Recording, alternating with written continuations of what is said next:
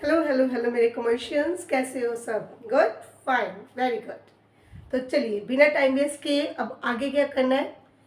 Previous video में किया था प्रोराटा और आज की वीडियो में कर रहे हैं प्रोराटा एंड एरियर्स। ठीक है, तो बेटा एरियर का मतलब आप समझते हो कि कोई पर्सन आपको allotment call, second call, first call नहीं पे कर रहा, that is your call in arrear. तो अब इसके दो मेथड्स हैं, एक विदाउट प्रोराटा, एक विद प्रोराटा। ठीक है, तो विदाउट प्रोराटा ऑलमोस्ट आपने किया हुआ है, चलो एक बार फिर भी मैं रिवाइज करवा देती हूँ। ठीक है, मान लो आपके टोटल शेयर्स है 10,000, okay, and one share holder,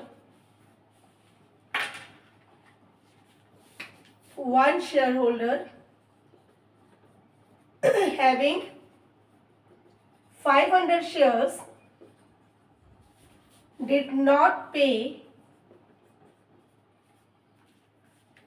his call money of ₹2 per share। देखो क्लैरिटी हो रही है इजिली, कोई प्रोराटा कुछ नहीं है। 10,000 शेयर्स इश्यू करने थे, 10,000 की एप्लीकेशन आई, so there is a full subscription, no under no over. ठीक है, अंडर में भी कोई इश्यू नहीं होता। तो 500 शेयर्स पर ₹2 की कॉल नहीं आई, तो आपकी जनरल एंट्री कैसे होगी? Bank account debit, call in arrear account debit to share. Suppose करो ये फर्स्ट कॉल है, तो शेयर फर्स्ट कॉल। ठीक है, तो 10,000 शेयर्स थे, कितनी कॉल आनी चाहिए? 10,000 मल्टीप्लाई बाय 2, आपका फर्स्ट कॉल का टोटल इतना अमाउंट बन रहा है। 500 पर कॉल नहीं आई और 9500 पर फुल अमाउंट रिसीव्ड। देखो ओके काम, टोटल शेयर्स 10,000, तो फर्स्ट कॉल को क्रेडिट करोगे ₹20,000 के साथ, 500 पर ₹2, 1,000 नहीं रिसीव हुआ, 19,000 is the amount of bank account. Simple. Under subscription होता, मान लो कि 12,000 शेयर्स हमने इश्यू करने थे, हमारे पास एप्लीकेशन आई 10,000 की, तो ये क्या है? This is called under subscription, है ना। तो अंडर सब्सक्रिप्शन में क्या करना होता है? 10,000 के अकॉर्डिंग हम सारी जनरल एंट्रीज डालते हैं। इन दैट केस आल्सो आपकी जनरल एंट्री इसी तरह डलेगी, नो डिफरेंस। ठीक है, अब प्रॉब्लम कहाँ होती है? प्रॉब्लम होती है प्रोराटा, ठीक है, ओवर सब्सक्रिप्शन भी है और कॉल इन एरियर भी है।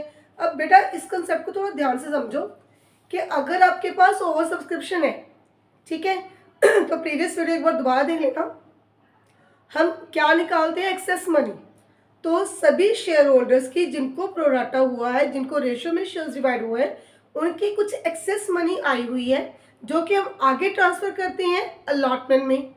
ठीक है, तो अगर वो पर्सन बोल रहा है, कोई एक शेयर होल्डर है जो अलॉटमेंट मनी नहीं भेज रहा, तो उसकी भी तो कुछ ना कुछ एडवांस मनी आई होगी, है ना। तो हमको ये देखना है कि उसकी एडवांस मनी कितनी है, सिंपल। ठीक है, कंसेप्ट समझो, ध्यान से देखो कि हमारे पास जो प्रोराटा ग्रुप है दैट इज 40,000 शेयर्स को 30,000 shares allotted, these are the applied shares. ठीक है, मैं आपको बार बार बता रही हूँ कि जब भी प्रोराटा होगा बेटा, applied shares will always be more than the allotted shares. Clear है ना। तो उस पर्सन के आपको या तो अप्लाइड शेयर्स गिवन होंगे या अलॉटेड शेयर्स गिवन होंगे। ठीक है, तो आपको करना क्या है? दोनों चीजें पूरी करनी है कि अगर आपको उस शेयर होल्डर के अलॉटेड शेयर्स गिवन है तो उसके अप्लाइड कितने हैं, अगर उसके अप्लाइड शेयर्स गिवन है तो उसके अलॉटेड कितने हैं। अगर आपके पास अप्लाइड अलॉटेड दोनों की गिनती होगी तभी आपको पता चलेगा कि उसकी एक्सेस मनी कितनी थी, है ना। अगर आपको एक्सेस मनी पता चलेगी तभी आप ये कैलकुलेट करोगे कि उसकी एरियर कितने की है। क्लियर है ये बात मेरी? समझ गए? चलो मैं सामने एग्जांपल भी ले रही हूँ। देयर वाज अ पर्सन, मान लो श्याम, ठीक है, then Shyam who applied for 800 shares, he didn't pay the allotment money। ठीक है, उस पर्सन ने अलॉटमेंट मनी पे नहीं की। हमारे पास डिवीजन है 433। ठीक, तो अगर इसके अप्लाइड 800 है बेटा, अप्लाइड के नीचे अप्लाइड लिख लो।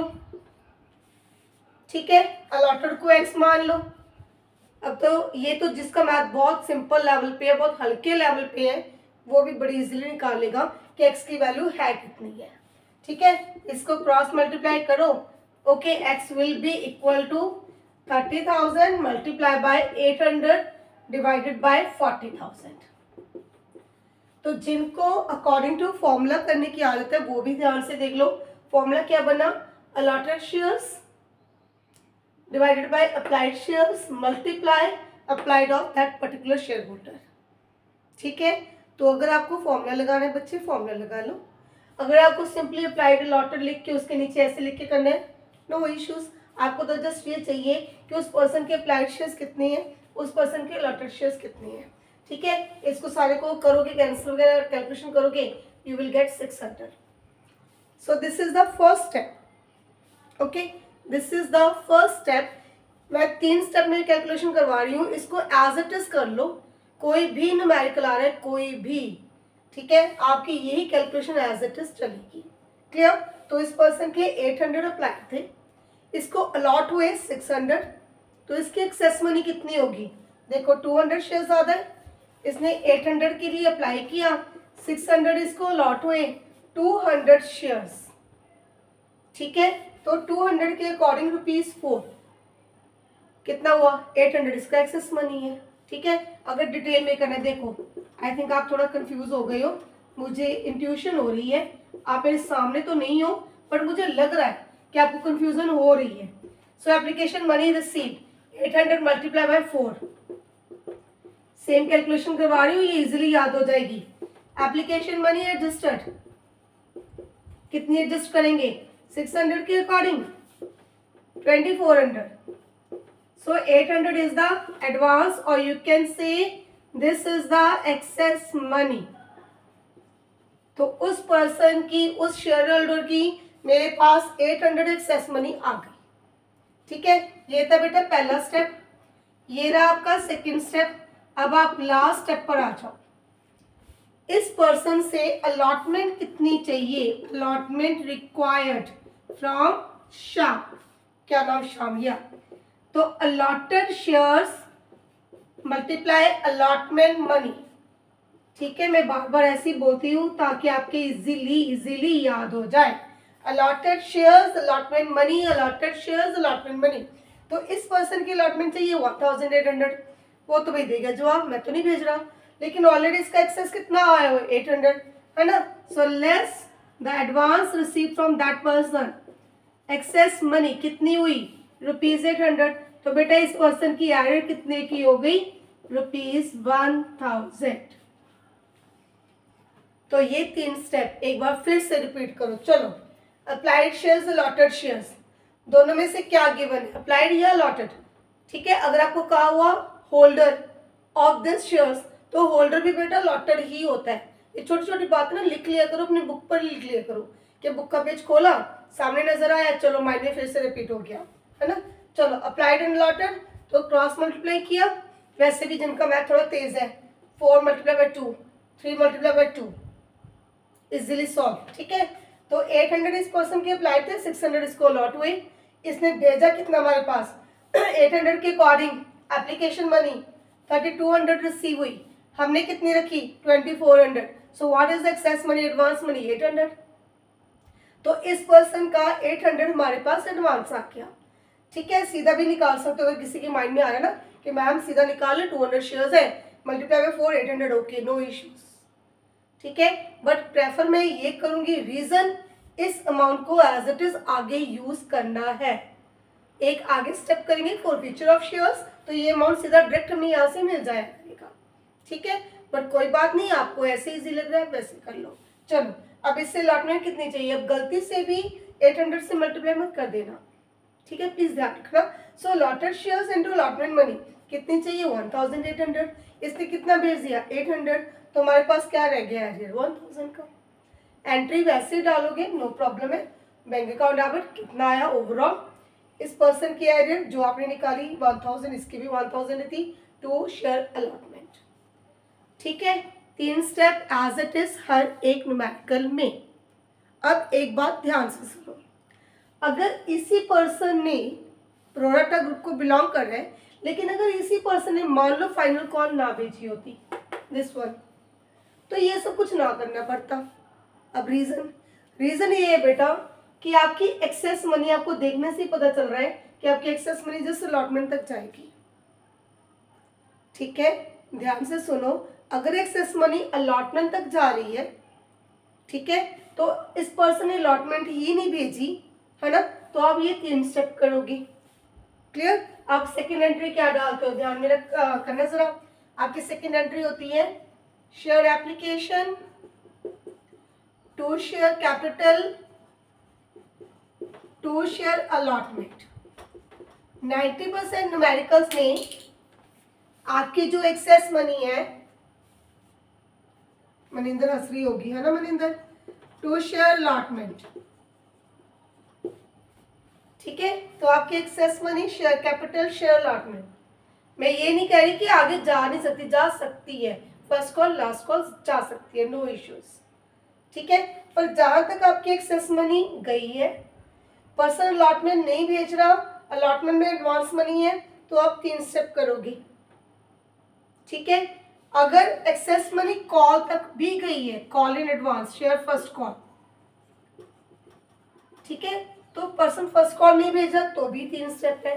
तो मतलब सीधी लैंग्वेज में बात ये है कि एडवांस मनी जिस स्टेप तक गई है वो पर्सन नहीं सेंड कर रहा, तो 3 स्टेप हमने ये देखना है कि सबकी एक्सेस मनी इतनी आई है, इस अकेले की कितनी आई है। ठीक है, अब अगर इसने कॉल नहीं भेजी, कॉल में एक्सेस मनी गई हुई नहीं, देन आपको जस्ट क्या चाहिए, अलॉटेड शेयर्स चाहिए।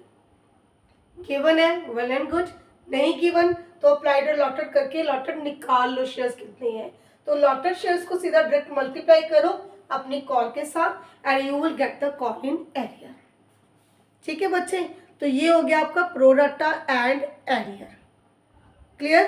ठीक है, अब आगे में क्या करना है, अगला स्टेप हमारा है फॉर फीचर ऑफ शेयर्स का। मुझे ये लग रहा है कि पहले मैं आपको सारे स्टेप्स करवा दूं, उसके बाद हम 3-4 न्यूमेरिकल्स प्रैक्टिस करेंगे। ठीक है, तो काफी हद तक आपका जो ये है शेयर कैपिटल वो कवर अप हो जाएगा। मेजर 4 कैलकुलेशंस है, 2 हमारी होगी। ठीक है, 2 कौन कौन सी होगी, या first of all pro rata, second is जो अभी किया that was pro rata and arrears. ठीक है, अब बच्चे जो पर्सन हमारे पास पैसा नहीं भेज रहा, तो कंपनी के पास ऑप्शन क्या है, वो पहले उसको मैसेज भेजेगी, आपका पैसा रिसीव नहीं हुआ, आप पैसा भेज दो। ठीक है, वो उसको नोटिस भेज रही है, अगर उसका पैसा आ रहा है वेल एंड गुड, अगर नोटिस के बाद भी उसका पैसा रिसीव नहीं हुआ, तो आपके पास ऑप्शन क्या है, you will cancel that shares. ठीक है, तो हम उन शेयर्स को कैंसिल कर देंगे और उन्हीं शेयर्स को किसी और को इशू करेंगे। ठीक है, तो अभी आपका ये लगा लो कि हाफ चैप्टर की कैलकुलेशंस हो गई और हाफ रह गई। तो वो हाफ क्या है बेटा, first of all is for feature of shares. ठीक है, और फॉर फीचर का मतलब क्या होता है, that means cancelling the shares. अगर वो person after your message, after your notification भी आपको पैसा नहीं भेज रहा, तो आप शेयर्स कैंसिल करोगे। ठीक है, अब शेयर्स तो कैंसिल कर दिए, शेयर कैपिटल थोड़ी डिक्रीज करनी है, तो वही शेयर्स हम क्या करेंगे, किसी और को री इशू कर देंगे। कैंसिल करेंगे देन उनको किसी और को री इशू करेंगे। ठीक है, क्लियर? तो कैंसिल करने के लिए क्या करना है, आपको शेयर कैपिटल को डेबिट करना है। Just a minute students. हाँ जी बेटा, तो आप इनको कैंसिल कर रही हो, कैंसिल करने के लिए देखो शेयर कैपिटल पहले क्या करते हो, याद करो, क्रेडिट करते हो। अब इसको कैंसिल करना है, तो कैंसिल करने के लिए क्या करना होगा, शेयर कैपिटल को डेबिट करोगे। ठीक है, आपको नॉर्मली +1 का कंसेप्ट भी सभी को याद होगा, इतने तो आप इंटेलिजेंट हो कि कैपिटल जब भी इंक्रीज होती है वो क्रेडिट होती है और जब भी डिक्रीज होती है वो डेबिट होती है। अगर आप उसके शेयर्स कैंसिल कर रहे हो तो कैपिटल डिक्रीज हो रही है, अगर कैपिटल डिक्रीज हो रही है तो कैपिटल डेबिट होगी। ठीक है, ओके है। चलो, अब शेयर कैपिटल का पैसा डेबिट कितने अमाउंट के साथ करोगे, टिल अमाउंट कॉल्ड। तो उस पर्सन से जितना पैसा मंगवाया, ठीक है, समझ लो थोड़ा सा, जो फॉरफीचर कर रहे हो, कोई ज़रूरी नहीं है कि अगर 100 का शेयर है तो आफ्टर 100 रुपीज़ उससे मंगवाएंगे, फिर वेट करेंगे, फिर कैंसिल करेंगे, नो। अलॉटमेंट पर पैसा नहीं आया, मैसेज भेजा फिर भी नहीं आया, कर दो कैंसिल। अलॉटमेंट के बाद ही कैंसिल कर दिया, है ना। कभी ये हो सकता है कि चलो फर्स्ट कॉल की भी वेट कर लेते हैं, शायद तब भेज दें, तो फर्स्ट कॉल के बाद भी कर सकते हैं, लास्ट कॉल के बाद भी। तो जिस स्टेज पर, इसको साथ में नोट कर लो, बहुत इंपॉर्टेंट है ना, सारा चैप्टर ही बहुत इंपॉर्टेंट है। तो जिस स्टेज पर आकर आप इसको फॉरफिट कर रहे हो, तब तक जितना शेयर का अमाउंट पर शेयर बन रहा है, ठीक है, उसके साथ आप अपने शेयर कैपिटल को डेबिट करोगे, ठीक है। For example 3 rupees, 2, again 3, again 2, ठीक है। अमाउंट चेंज करूं, लो 4-1। तो एप्लीकेशन के बाद तो फॉरफिट का भूल ही जाओ, नॉट पॉसिबल, ठीक है, क्योंकि एप्लीकेशन तो सभी की आएगी।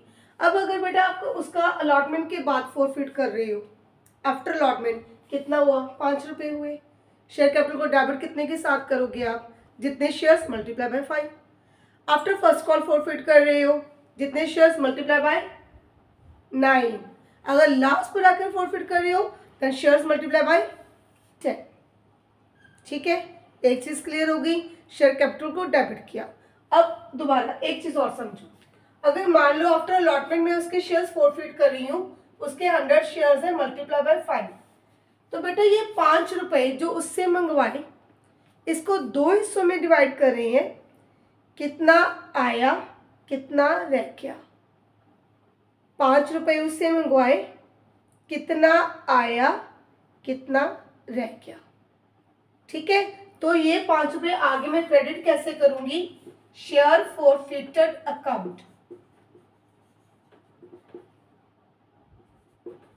कितना आया, शेयर फॉरफिटेड, कितना अमाउंट रिसीव हो चुका, ठीक है। 2 कॉल्स इन एरियर, अगर आपने कॉल इन एरियर अकाउंट खोला है तो उसी को क्रेडिट करोगे, अदरवाइज जो नहीं रिसीव हुआ, अलॉटमेंट नहीं रिसीव हुई, शेयर अलॉटमेंट, कॉल नहीं रिसीव हुई, share first call, second call नहीं रिसीव हुई, share second and final call, ठीक है। समझे, एक बार रिपीट कर दूं। तो पहले जनरल एंट्री, ठीक है। एक चीज और लिख लो, if shares were not at premium, ठीक है, या तो शेयर्स प्रीमियम पे नहीं थे, या प्रीमियम इज रिसीव्ड, ठीक है, या तो शेयर्स को प्रीमियम पर ही नहीं इश्यू किया एट पार, या फिर प्रीमियम रिसीव हो गया, पैसा आया, पैसा हजम करो, बात ही नहीं करनी उसकी, ठीक है। तो प्रीमियम को भूल ही जाओ। So share capital account debit, we are decreasing the capital with the amount of that person shares, ठीक है। तो जितना उससे मंगवाया था शेयर कैपिटल को डेबिट कर दिया, अब जितना पैसा उसका आ चुका उसको क्रेडिट किया शेयर फॉरफिटेड में, जितना पैसा उसका नहीं आया call in arrear, call in arrear ऊपर नहीं खोला अकाउंट, तो जो भी रिसीव नहीं हुआ, allotment, first call, last call, whatever the cases, ठीक है। अब ये एंट्री कंप्लीट कर रही हूँ। अगर उस शेयर होल्डर के 100 शेयर्स थे तो 500 से कैपिटल डिक्रीज हो गई, एप्लीकेशन उसकी रिसीव हुई है, उसकी अलॉटमेंट अभी पेंडिंग है, एप्लीकेशन आई, शेयर फॉरफिटेड, 300 से क्रेडिट क्यों कर रही है, क्योंकि हमारी इनकम है, ठीक है। अब ये पैसा रिटर्न थोड़ी ना करेगी कंपनी उसको, तो ये तो उसकी इनकम होगी कंपनी की, एज एन इनकम उसको क्रेडिट कर दिया हमने, ठीक है। सो शेयर फॉरफिटेड को क्रेडिट करेंगे, कॉल इन एरियर को भी क्रेडिट करेंगे, क्यों, क्योंकि अकाउंट जब खोला था, याद करो, अभी एंट्री डाल के हटे हैं, हमने कॉल इन एरियर को डेबिट किया था। अब अकाउंट क्लोज करने बेटा तो नेचुरली क्रेडिट करके ही क्लोज होगा, है ना। तो उस डेबिट को हमने क्या किया, क्रेडिट कर दिया, और हमारा अकाउंट हो गया क्लोज, ठीक है, समझे। अब in case shares were issued at premium, अगर शेयर्स को इशू किया है प्रीमियम पर तो क्या करें, प्रीमियम पर इशू किया, साथ में लिखो and premium is not received, ठीक है। अब बेटा वही पंगा फिर से बढ़ गया कि मैंने ऑलरेडी शेयर कैपिटल को क्रेडिट किया हुआ था, उसने नहीं भेजा पैसा, मुझे शेयर कैपिटल डिक्रीज करनी पड़ी, तो उसको डेबिट करना पड़ा। सेम केस जब आप एंट्री डालते हो अलॉटमेंट की, अगर अलॉटमेंट में प्रीमियम है, पहले ट्रांसफर करते हो ना, है ना, तो एंट्री क्या डालते हो, share allotment to share capital to security premium. देखो यही एंट्री होती है ना, साथ साथ याद करते रहो। तो हमने ऑलरेडी सिक्योरिटी प्रीमियम को क्रेडिट कर दिया, उसने तो भेजा ही नहीं। तो अब मैं क्या करूँ, मैंने तो ऑलरेडी क्रेडिट कर रखा है, तो इसको रिवर्स करना पड़ेगा। मुझे शेयर कैपिटल को भी डेबिट करना पड़ेगा, मुझे सिक्योरिटी प्रीमियम को भी डेबिट करना पड़ेगा। ठीक है, कैपिटल क्रेडिट है, प्रीमियम क्रेडिट है, दोनों को उल्टा दो, दोनों को डेबिट कर दो। ठीक है, कैपिटल भी डिक्रीज हो जाएगी, सिक्योरिटी प्रीमियम भी डिक्रीज हो जाएगा, शेयर कैपिटल भी डेबिट, सिक्योरिटी प्रीमियम भी डेबिट। ठीक है, अच्छा आगे आगे थोड़ा कॉम्प्लिकेटेड क्वेश्चन आएंगे, मैं डरा नहीं रही हूँ, अवेयर कर रही हूँ। तो कई बार ऐसे होता है कि प्रीमियम का कुछ अमाउंट आ गया, कुछ रह गया, that is called partial premium. ठीक है, प्रीमियम का कुछ अमाउंट आ गया, कुछ रह गया। तो एक बात दिमाग में अच्छे से फिट कर लो, सिक्योरिटी प्रीमियम को डेबिट सिर्फ उतने अमाउंट से करोगे जो नहीं आया। सिक्योरिटी प्रीमियम को डेबिट सिर्फ उतने अमाउंट से करोगे जो नहीं आया। ठीक है, अगर मान लो उस पर्सन ने अलॉटमेंट के साथ भी प्रीमियम, कॉल के साथ भी प्रीमियम, अलॉटमेंट के साथ भी प्रीमियम, कॉल के साथ भी प्रीमियम, उसने अलॉटमेंट वाला प्रीमियम पे कर दिया, उसने कॉल नहीं पे की। जब कॉल उसकी रहती है तो कॉल का ही प्रीमियम उसका रहेगा। सुन रहे हो बात, ध्यान से समझ रहे हो? ठीक है, मैं बोल रही हूँ कि प्रीमियम को डेबिट करना है सिर्फ उतने अमाउंट से जो रिसीव नहीं हुआ।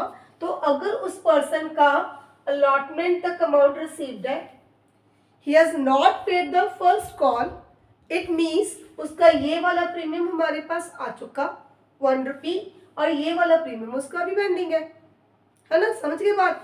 तो यहाँ पर जो आपका सिक्योरिटी प्रीमियम डेबिट हो रहा है, अगर हम सेम एग्जांपल लेके चले 100 शेयर्स की विद ₹1, जो आ गया उसको हजम करो, भूल जाओ, आ गया खत्म कर दो। ठीक है, तो जो नहीं आया, ₹1 नहीं आया, ये रहा ₹1।